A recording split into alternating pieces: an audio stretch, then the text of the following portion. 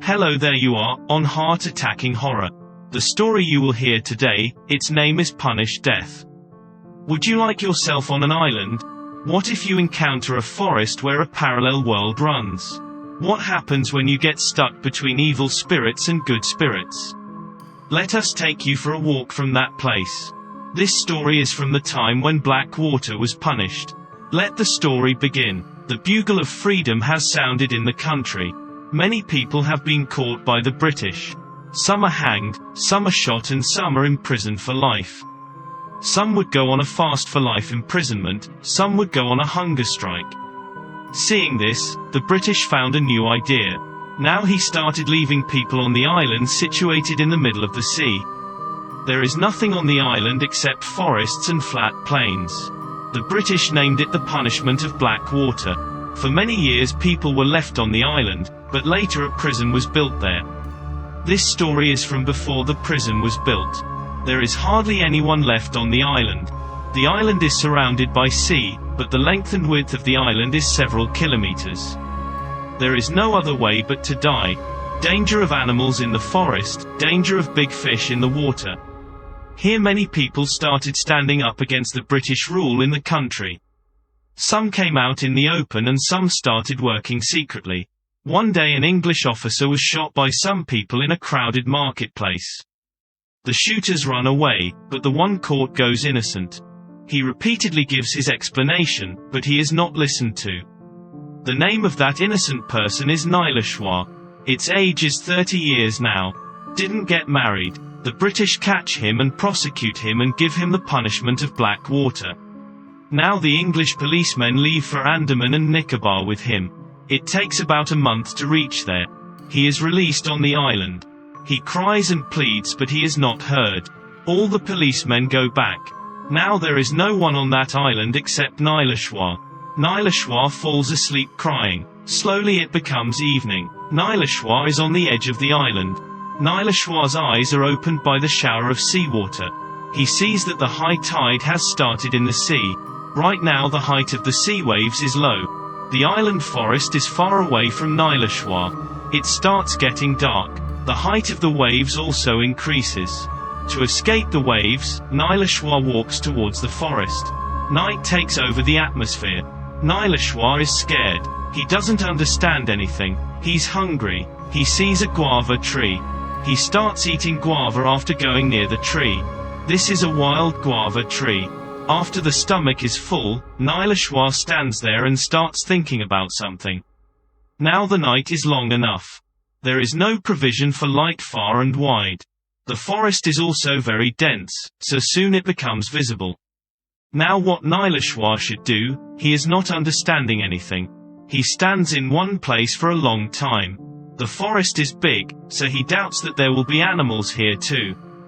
To escape from them, he plans to sit on a guava tree, but he remembers that the trees are not touched at night, they sleep too. After contemplating for a long time, he climbs the tree to protect himself and sits on it. After a while he falls asleep. Slowly the night starts getting darker. It's 12 o'clock in the night. Suddenly a gust of wind woke up Nileshwar. He sees that the guava tree is shaking. He glances at the trees around him. He does not see any other tree moving. Nileshwar gets nervous. He immediately comes down from the tree. The tree also stops moving and becomes quiet. This incident is beyond his comprehension. That's when lightning starts flashing in the sky. After a while it starts raining heavily. The guava tree is shady, Nileshwar stands under it. Slowly, strange sounds start coming from the forest. Nileshwar gets scared. Suddenly he sees two eyes shining at a distance. Seeing his eyes, he starts sweating even in the rain. After a while those eyes disappear. Nileshwar breathes a sigh of relief, but he is scared. Suddenly a raindrop falls on his nose which goes inside his mouth. He has some doubts because of the different taste of raindrops. He puts his hand on his nose and sees. His hands are stained with blood. He looks around him. There is blood spread all around. He looks upwards. It is raining blood above, when he sees two shining eyes near him. This astonishment is enough to make him unconscious.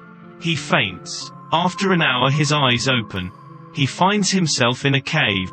There is darkness and silence all around. A small light is visible from the front. Nileshwar gets up and goes towards that light. He is shocked. Afraid, he reaches for the light. Seeing that place, his eyes get teary. There are many male skeletons lying there. Some pieces of meat are also lying. Now Nileshwar feels trapped. He gets scared and starts running from there. Running away, he comes out of the cave. Outside he sees the same forest. The rain has stopped. Blurred blood is seen everywhere. The weather outside has cleared up. Suddenly Nileshwar feels a hand on his shoulder. He gets scared. His face gets sweaty. He can't muster up the courage to turn back. Then a hoarse voice comes from behind. "Don't be afraid, I am also a human like you. My name is Rajesh." Hearing the human voice, Nileshwar gets courage and looks back. Behind there are those bright eyes. Seeing this, Nileshwar again sighs. Seeing this, Rajesh says, standing in front of me, "You don't need to be afraid of me, just my body color is black. That's why only my eyes are visible at night, like you. I was also left here a month ago for the punishment of black water. Has gone." Hearing this, Nileshwar comes to life. Both the people sit there under a tree. Nileshwar asks, "What is the meaning of this red-colored rain?" In response, Rajesh says, "I don't even know this means, but it often rains here. I have come across it many times in the last 1 month." Both of them fall asleep while talking. In the morning, with the chirping of birds, the eyes of both the people open. Both get up. Nileshwar sees that Rajesh will be around 35 years old and he is really black. Even though it is day, there is no full light reaching the forest. There is darkness in some parts and there is light in some parts. Due to being dense, this forest becomes more dangerous at night. Both the people are on the edge of the forest, so the light on the other side is clearly visible to them. Both men walk outside. After coming out, they see the same island and sea. Both the people do daily activities and take bath in the water of the sea. After bathing, both the men again enter the forest, and after plucking a lot of fruits they come back to the island. Both the people eat fruits by the sea and sleep there. It is evening, it starts raining again. Both the people get up and run away like a forest. Both men protect themselves from the rain by sitting under a shady tree. Both the people start talking. Night falls. The rain stops. It's 10 o'clock in the night. Suddenly a bird falls near their feet. Rajesh picks it up and sees that many birds start falling down one by one. In no time all the birds die. Seeing the birds dying, Nileshwar gets restless. All the birds are dying before his eyes and he is unable to do anything. Seeing the restlessness of Nileshwar, Rajesh says, "There is no need to be sad in this. There will be a lot to be seen in this forest, which has not been seen yet." Now both the people leave that place and go to another place. Now both the people are standing under the mango tree. Both are hungry. Then a mango falls down. Nileshwar picks it up and starts eating. Rajesh climbs the tree and comes down after plucking many mangoes. Now both the people sit there and start eating mangoes. After the hunger disappears, both the people start taking rest. Both the people go into deep sleep. After some time, Nileshwar feels a slap on his cheek. He wakes up. He sees Rajesh lying nearby. Rajesh is sleeping. Suddenly a medium light passes through him, which disappears after some distance. Seeing this, Nileshwar wakes up Rajesh lying nearby. Nileshwar tells the whole thing to Rajesh. Both people are calm. Suddenly, a shadow from afar is slowly moving towards them. Seeing the shadow, their senses fly away. Gradually, many shadows start moving towards them from all sides. Both are terrified. Then both are hit hard on the head. Both faint. Their eyes open at 12 o'clock in the night. Both the people are in the middle of the forest. They see many shadows sitting at a distance and looking at him both. The eyes of the shadows are shining, which are red in color like blood. Some smoke is rising in the middle of the shadows. Suddenly there is a light behind the shadows. Both the people are surprised to see the sight of that light. It is as if a big mirror is placed in front. In the light, the same view is going on here. Nileshwar and Rajesh are also seen lying on the ground there. Those shadows are also visible. Suddenly a branch of a tree in the mirror starts growing slowly and clings to the feet of Rajesh present in the mirror and grabs him and lifts him upwards. Rajesh in the mirror is hanging upside down. Nileshwar present in the mirror is unable to reach him. Just then with a strong jolt Rajesh falls down. A shadow picks up Rajesh. Seeing this, Nileshwar and Rajesh present here are horrified because nothing happened to them, which is visible in the front mirror.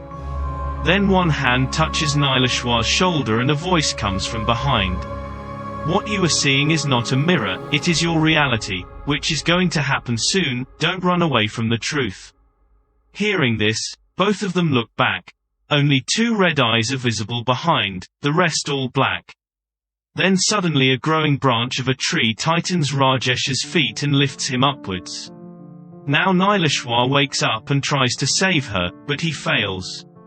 Then with a stroke Rajesh comes down. After this incident, both the people get into thinking. Now the attention of both of them shifts from those shadows to each other. The front mirror is also missing. The shadows are still there. Then a shadow comes close to both of them and puts their eyes in their eyes and says, "Don't be afraid of me, I am also human, every shadow present here is human, like you, I too was left on this island by the British a year ago. My name used to be Chandrasekhar. The shadows behind me are not ours like you, they are the keeper of this forest, the tribal tribes here. These are very nice people.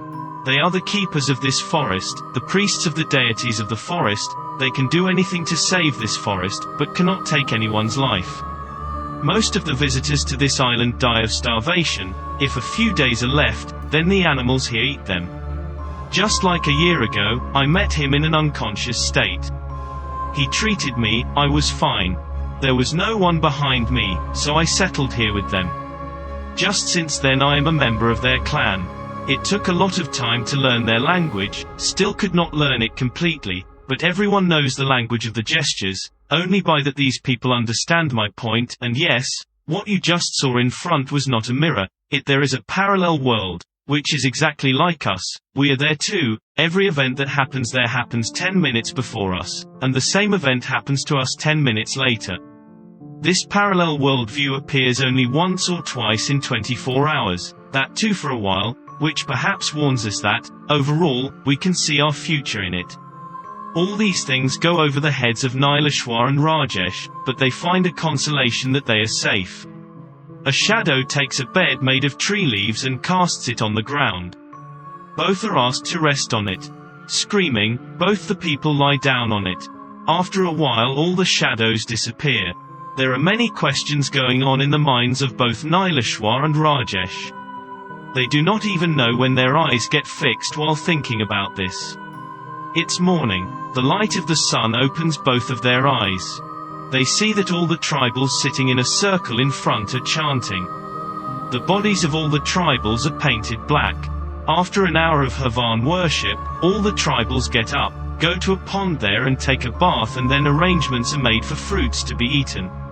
After eating food, everyone starts resting on the scaffolding made on the trees.